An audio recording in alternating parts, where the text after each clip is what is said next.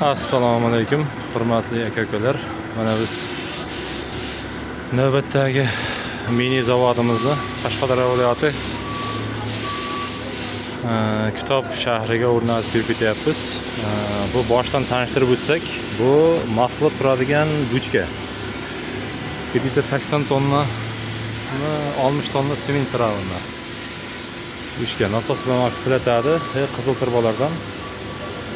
Va undan tagidan mana shinik kelgan, shinik bu buchkaga haydaydi. Bu buchkani vazifasi tarozi.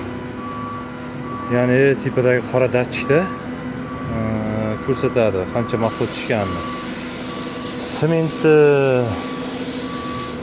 Sementni nima orqali haydaydi? Shinik orqali. Bu yerdan paddon qumni qo'yadi.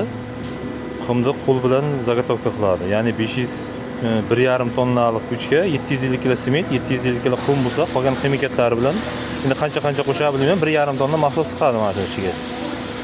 1,5 tonna mahsulotni tarozidan o'tgandan keyin mana shinik orqali mana elevatorga keladi. Elevatordan tepaga haydaydi elevator o'zi uni. Elevator tepaga haydaydi. Elevatordan tepaga chiqqandan keyin mana bu buchkaga kelib tushadi, mana buchkaga. Bu buchkalar nima uchun bosma-bos qilingan, buni ham tushuntirib o'taman. Va keyin bu mana bu mikserimiz. 1,5 tonna mahsulotni 10 minutda aralashtirib beradi.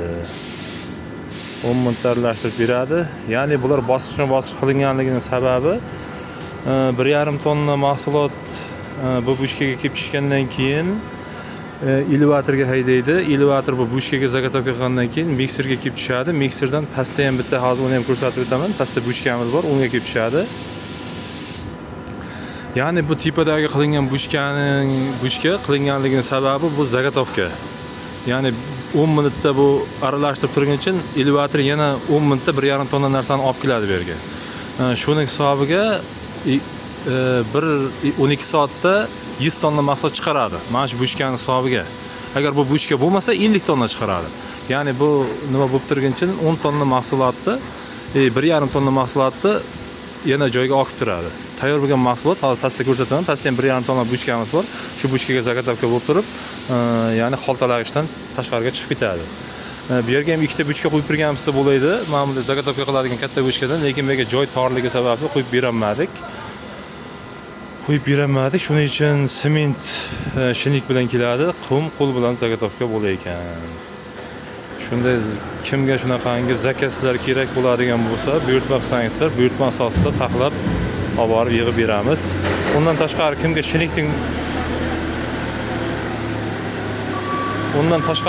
shinikning o'zi kerak bo'lsa, shiniklarning o'zi kerak bo'ladigan bo'lsa yoki elevatorning o'zi kerak bo'ladigan bo'lsa ham unaqangi xizmatlarimiz ham bor. Kimgadir mana shu buchkalar alohida buchkalar kerak bo'ladigan bo'lsa ham alohida unaqangi xizmatlarimiz ham bor. Bu mikserimiz jihozlangan. Mana yana tastamiz. Hozir trafka sevish bilan ovora bo'lgan. Hop, pastga tushib.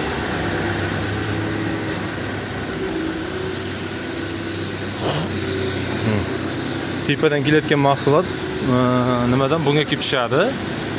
Xo'sh, buchkadan mana qoplagich Xitoydagi bu. Bu hammasi avtomat. Mana yerdan bir odam boshqaradi. Bo'ldi, tamom. Nimalarni ham o'zi ochib yopadi.